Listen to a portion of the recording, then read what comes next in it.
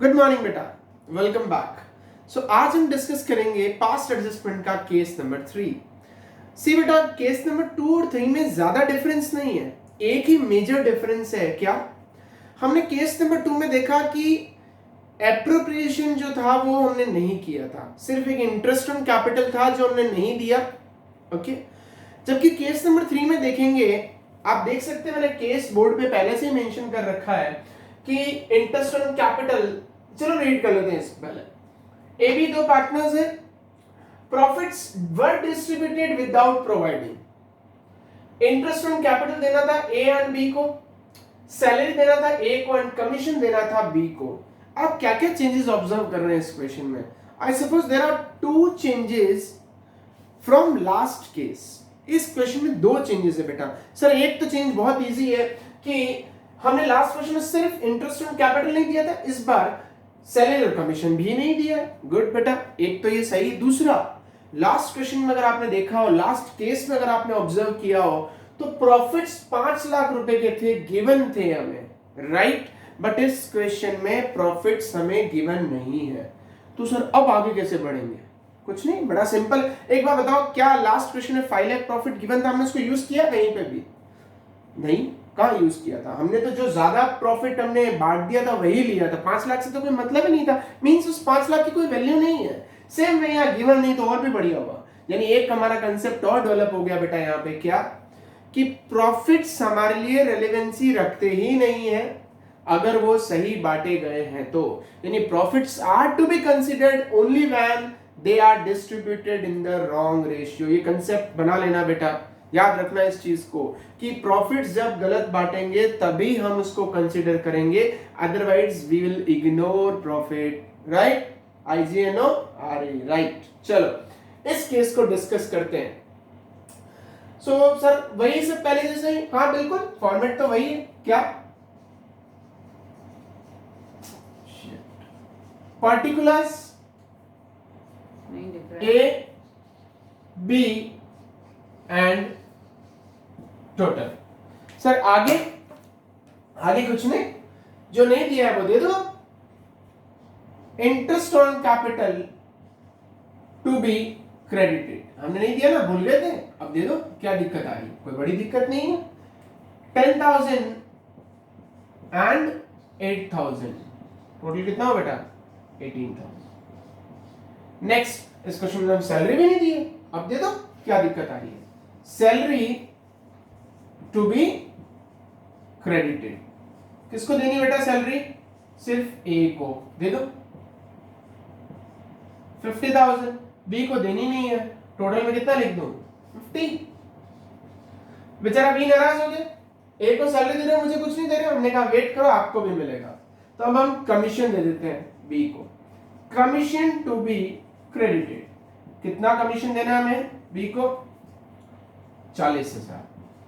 B अभी भी थोड़ा तो नाराज रहेगा ना, क्यों? हमने उसको थोड़ा कम दिया, क्या फर्क पड़ता है, इग्नोर। चलो अब सारी मिस्टेक्स हमने सही कर दी, जो जो देना था वो हमने दे दिया, भूल गए देना हमने दे दिया। सर अब आगे क्या करें?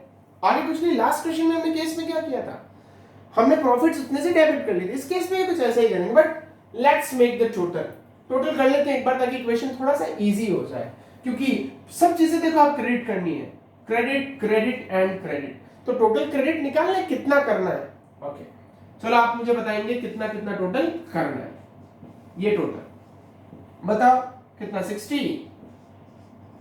इधर 48, सर इधर कुछ नहीं, बड़ा सिंपल है, 1,08,000। गुड। अब वापस वही वाला कंसेप्ट जो छोटा सा मैंने यहाँ पे, आपको याद हो तो पेन एप्रोप्रिएशन बनता है, याद आया? बस वैसे ही कंसेप्ट को रिकॉल करो। अगर ये 1,08,000 के एप्रोप्रिएशन मैंने ए बी को इनिशियली दिए होते तो प्रॉफिट कितना बांटते? तो जितना प्रॉफिट होता उसमें से 1,08,000 कम बांटते। यानी अभी हमने 1,08,000 प्रॉफिट ज्यादा दिया होगा इनको, तो अब क्या करें? वापस ले इन लोगों से, चलो छीन लेते हैं। लाओ भाई ए और बी प्रॉफिट्स ले आओ हमारे पास वापस। तो हम यहां क्या लिखेंगे? Profits to be debited. कितना कितना बेटा?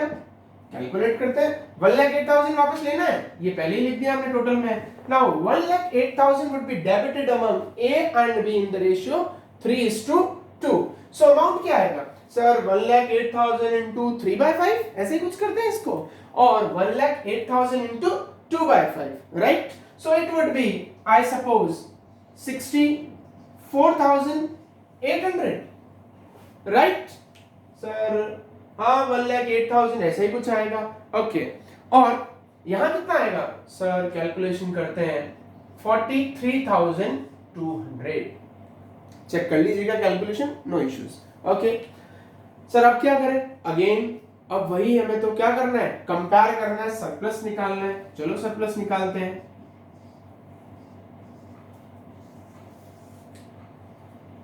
कहां ज्यादा है बेटा? सर ये टोटल हमें तो पता ही नहीं क्या करना है। ये सब किसके टोटल है बेटा? क्रेडिट के है ना? तो ए को क्रेडिट करना है 60,000 से और डेबिट करना है 64,800 से, तो नेट कितना हुआ? 4,800। अच्छा, डेबिट। सेम वे बी का, बी को क्रेडिट करना है 48,000 से जबकि डेबिट करना है 43,200 से, तो नेट क्या करना है? अमाउंट कितना एक्सेस हो रहा है सर? वही 4,800। बेटा हमेशा कैलकुलेट करके देखना, ऐसा नहीं कि हमने इसका कैलकुलेट कर लिया तो उसका कैलकुलेट नहीं करे। एक बार देख लेना, हो सकता है कोई मिस्टेक ना रह गई हो। ओके, क्या करना पड़ेगा ज्यादा? इसको क्रेडिट, तो अब तो एंट्री हो जाएगी मेरे हिसाब से, तो हम एंट्री लिख दें। क्या एंट्री बनेगी? A's capital debit to B's capital account. Okay, amount would be 4,800.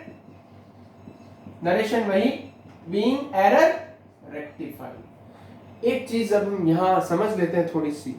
बेटा आपको याद हो तो हमने पार्टनर्स कैपिटल अकाउंट हम दो मेथड से बनाते हैं। कौन बताएगा? Yes, Naman will speak. कौन से मेथड से नमन? सर इतना इजी पूछा मुझसे।